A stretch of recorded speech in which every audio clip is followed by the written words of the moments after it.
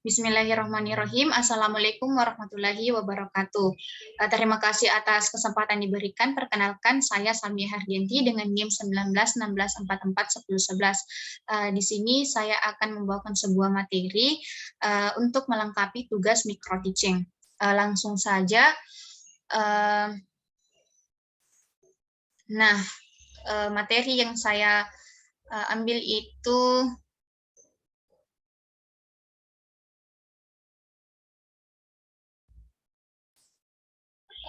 hubungan gaya dan massa dengan percepatan.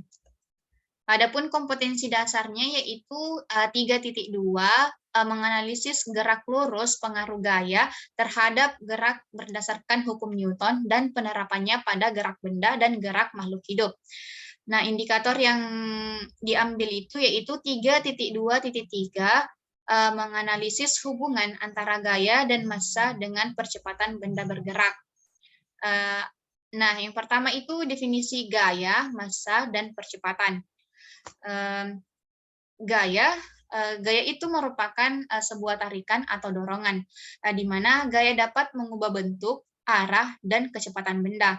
Misalkan gaya itu dapat merubah bentuk, misalkan ketika kita menggenggam sebuah plastisin atau sebuah plastisin ketika diberikan gaya, maka plastisin tersebut akan berubah bentuk seperti itu.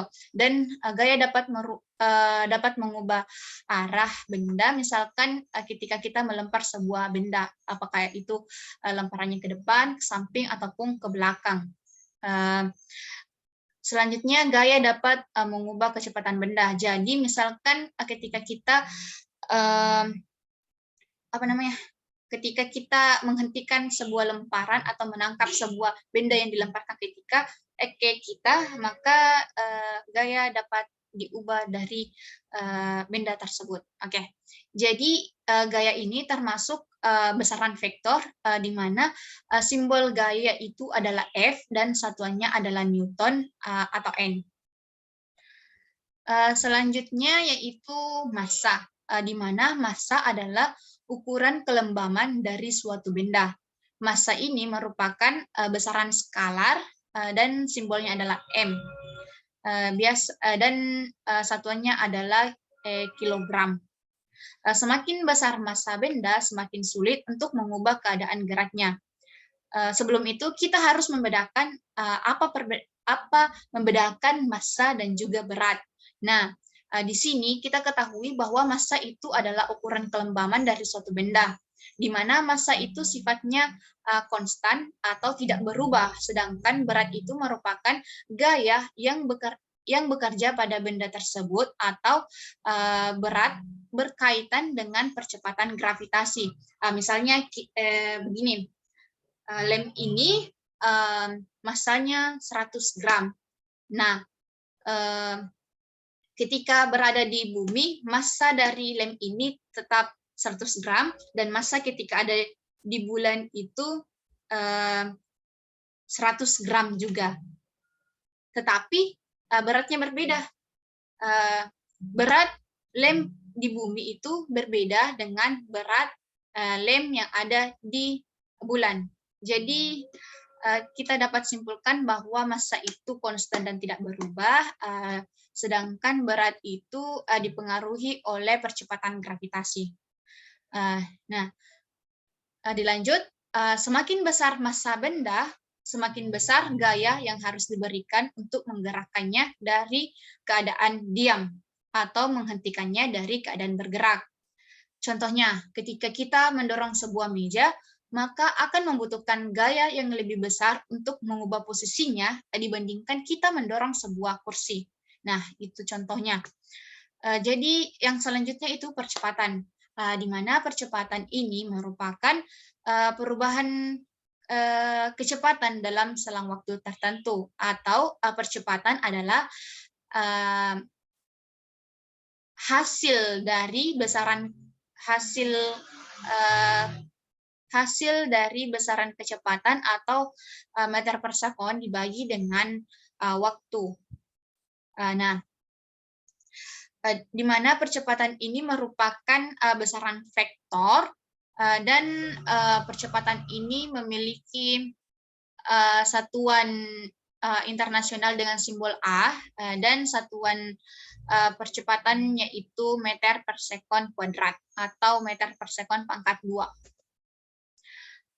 Untuk bagian representasinya, di sini besar gaya adalah hasil di sini besar gaya adalah hasil kali massa benda dan besarnya percepatan yang dihasilkan. Hubungan antara resultan gaya, massa, dan percepatan secara sistematis dapat dituliskan pada rumus yang ada di layar, yaitu A sama dengan resultan F dibagi dengan M, atau resultan F sama dengan M dikali A, di mana F itu adalah gaya, M itu adalah massa benda, dan A itu adalah percepatan benda. Jadi dapat disimpulkan dari rumus tersebut, kita dapat simpulkan bahwa semakin besar resultan gaya yang diberikan pada benda, semakin besar percepatan yang dihasilkannya. Jadi, percepatan benda sebanding dengan resultan gaya yang bekerja pada benda tersebut. Arah percepatan sama dengan arah resultan gayanya. Oke, yang selanjutnya itu kita bisa lihat pada layar itu, yang pertama, jika pada benda bekerja 3 gaya horizontal seperti gambar di bawah ini, maka berlaku resultan F sama dengan M dikali A, atau massa dikali percepatan. Oke. Di sini ada 3 gaya yang bekerja, ada F1, F2, dan F3. Maka di sini resultan F-nya itu sama dengan F1 ditambah F2 lalu dikurang F3 sama dengan M dikali A, di mana F1 dan F2 itu searah jadi ditambah, dan F3 itu tidak searah jadi dikurang. Nah, kesimpulannya untuk menentukan arah gerak benda, maka arah gerak benda sama dengan F1 maksudnya ke F1 dan arahnya ke bagian F1 dan F2 jika F1 ditambah F2 itu lebih besar daripada F3. Nah, arah gerak benda sama dengan F3 atau ke bagian F3 jika F1 ditambah F2 itu lebih kecil daripada 3. Jadi tandanya itu minus. Oke. Selanjutnya, jika pada benda bekerja gaya yang membentuk sudut T dengan arah mendatar, maka berlaku F dikali cos theta sama dengan M dikali A, atau massa dikali dengan percepatan. Oke. Seperti pada gambar yang ada di layar itu, ada 2 gaya, ada gaya yang miring, iya, ada yang ke samping.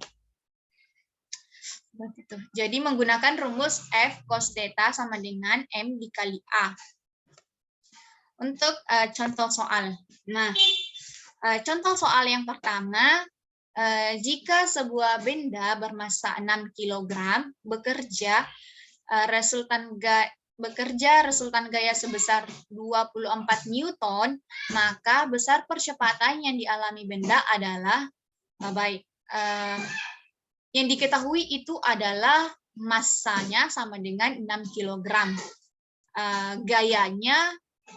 Resultan gayanya sama dengan 24 Newton.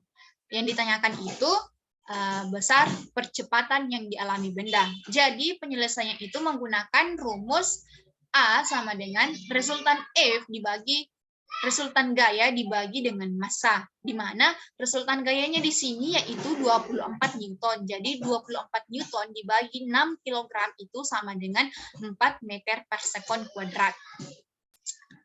Oke, yang selanjutnya itu jadi, di sini besar percepatan yang dialami benda tersebut adalah 4 meter per sekuen kuadrat. Baik, untuk soal selanjutnya, di sini, massa balok adalah 2 kilogram. Di mana F1 sama dengan 5 Newton, F2 sama dengan 3 Newton, dan F3 sama dengan 4 Newton. Besar dan arah percepatan balok tersebut adalah, nah, di sini untuk menjawab soal ini, kita harus ketahui resultan gayanya terlebih dahulu. Di mana pada soal tersebut diketahui bahwa massa balok adalah 2 kg, F1 sama dengan 5 Newton, F2 sama dengan 3 Newton, dan F3 sama dengan 4 Newton. Yang ditanyakan itu besar percepatan dan arah percepatan balok. Jadi penyelesaiannya, resultan F itu sama dengan F1 ditambah dengan F2 dikurang F3. Kenapa dikurang? Karena F3 itu arahnya berlawanan. Oke. Jadi berlawanan arah jarum jam. Iya. Lanjut. Jadi 5 ditambah 3 dikurang 4 itu sama dengan 4 Newton. Jadi besarnya percepatan, untuk menentukan besarnya percepatan balok, kita menggunakan rumus A sama dengan resultan gaya dibagi dengan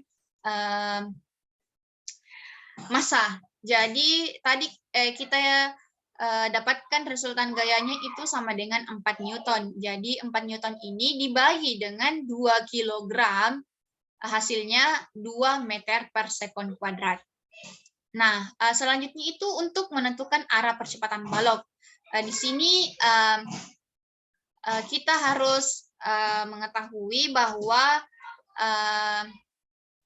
F1 ditambah F2 itu lebih besar daripada F3. Jadi, arah percepatan balok adalah arah F1 dan juga F2. Oke. Mungkin sekian yang dapat saya sampaikan. Kurang dan lebihnya mohon dimaafkan. Wabillahi taufiq wal hidayah. Wassalamualaikum warahmatullahi wabarakatuh. Terima kasih. Bye-bye.